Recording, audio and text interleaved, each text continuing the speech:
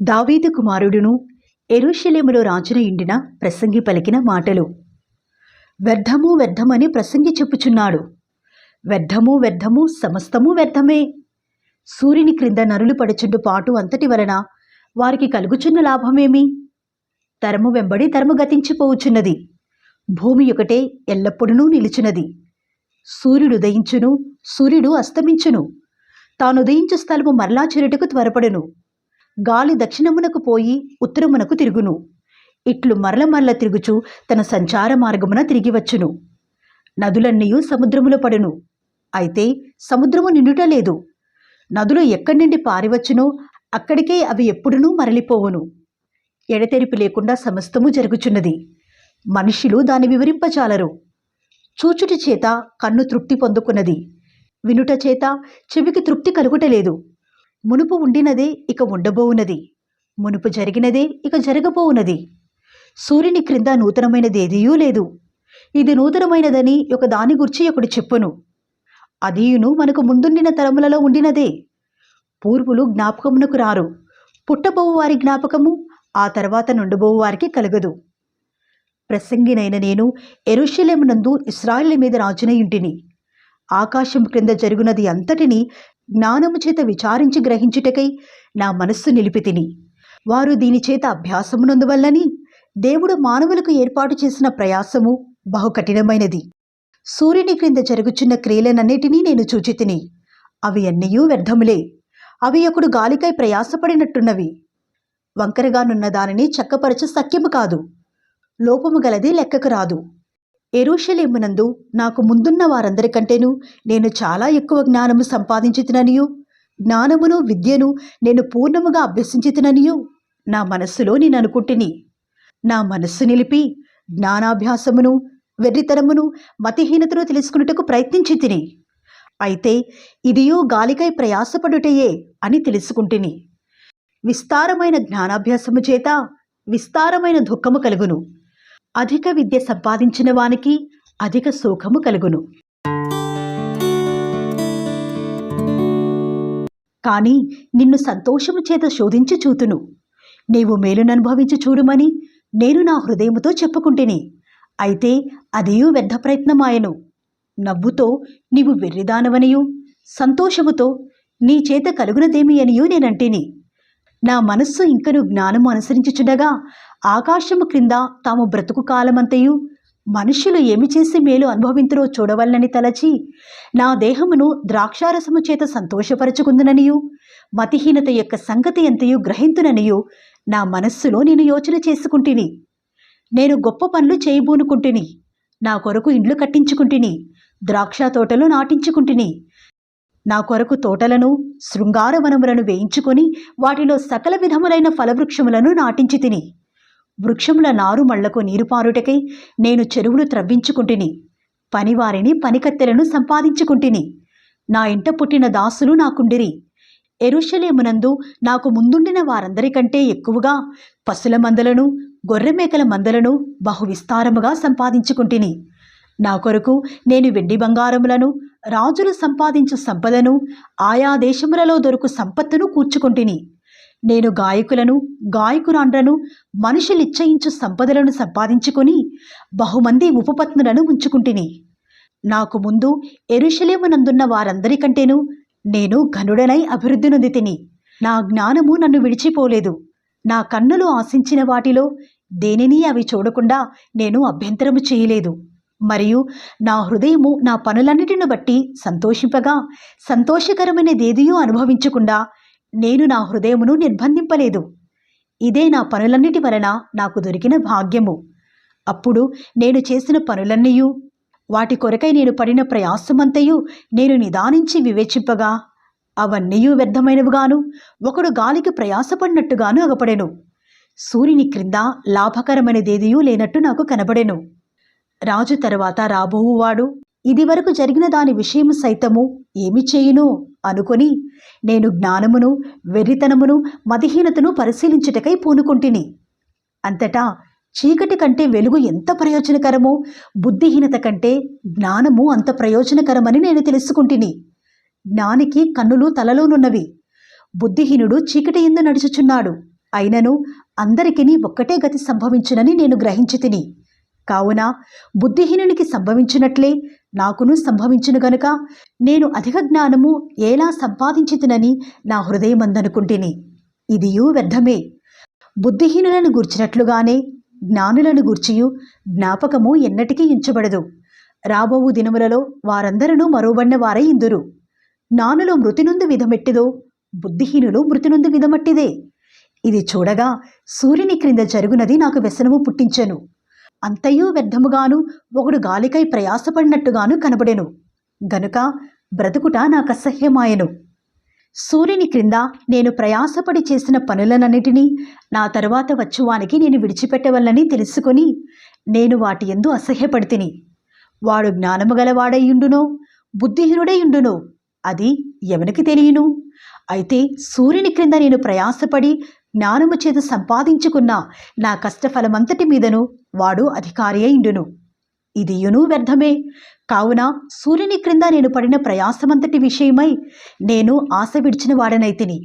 ఒకడు జ్ఞానముతోనూ తెలివితోనూ యుక్తితోనూ ప్రయాసపడి ఏదో ఒక పని చేయును.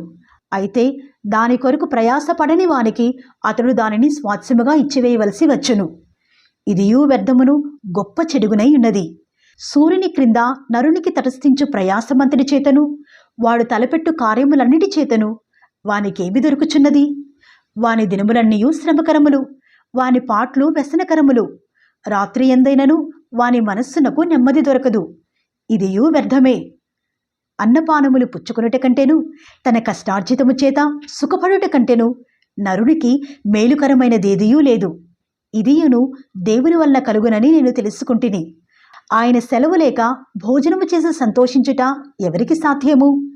ఏలైనగా దైవ దృష్టికి మంచివాడుగా నుండువానికి దేవుడు జ్ఞానమును తెలివిని ఆనందమును అనుగ్రహించును. అయితే దైవ దృష్టికి ఇష్టడగు వానికిచ్చుటకై ప్రయాసపడి పోగు చేయు పనిని ఆయన పాపాత్మునికి నిర్ణయించును. ఇదియూ వ్యర్థముగాను ఒకడు గాలికై ప్రయాసపడినట్టుగాను ఉన్నది. ప్రతిదానికి సమయము కలదు. ఆకాశము క్రింద ప్రతి ప్రయత్నమునకు సమయము కలదు.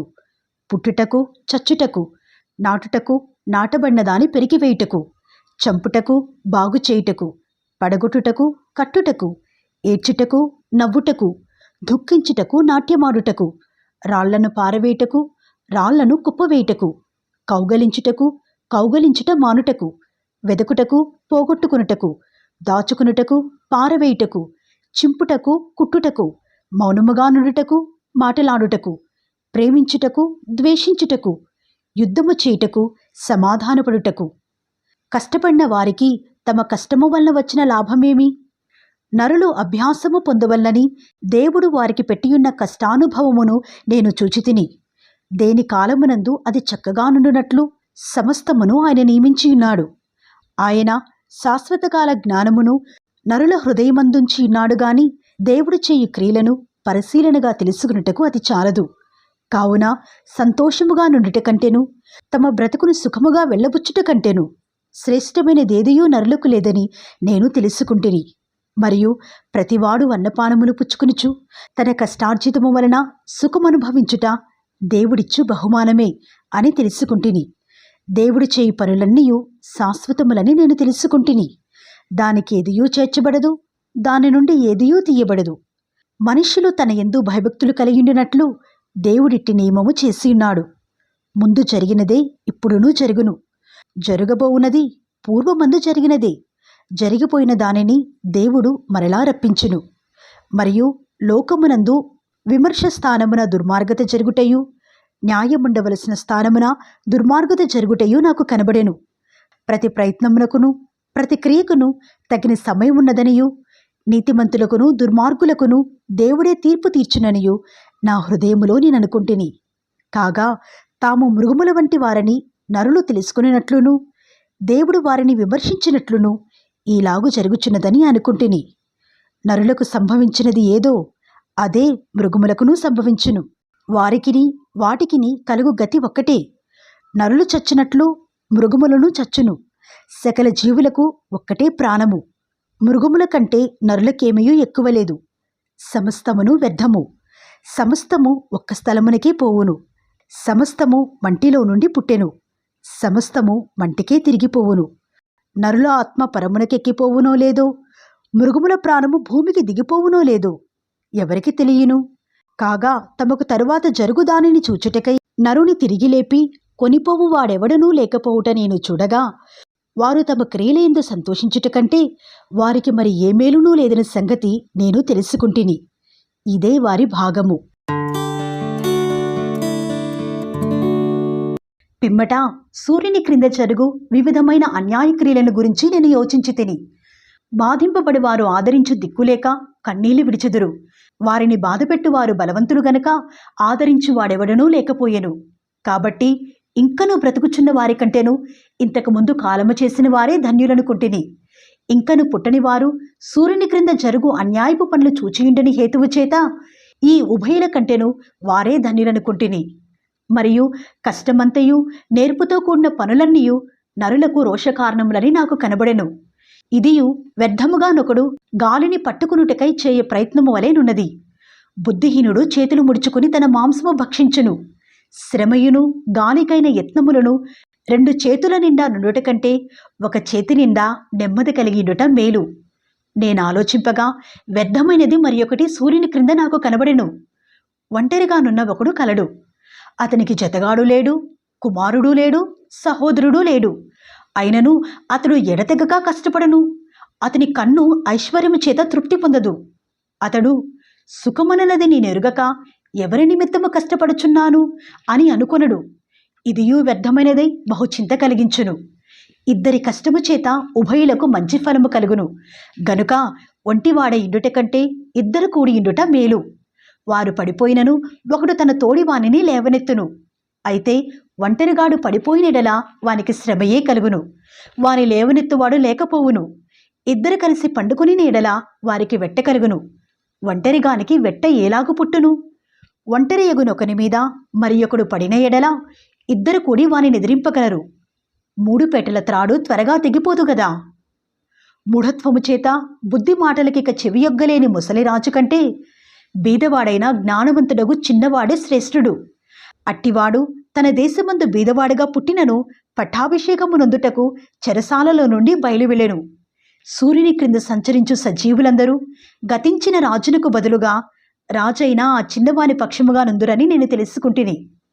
అతని ఆధిపత్యము క్రింది జనులకు లెక్కయే లేదు. అయినను తరువాత రాబోవు వారు వీని యందు ఇష్టపడరు. నిజముగా ఇదియూ వ్యర్థమే, ఒకడు గాలికై ప్రయాసపడినట్టే.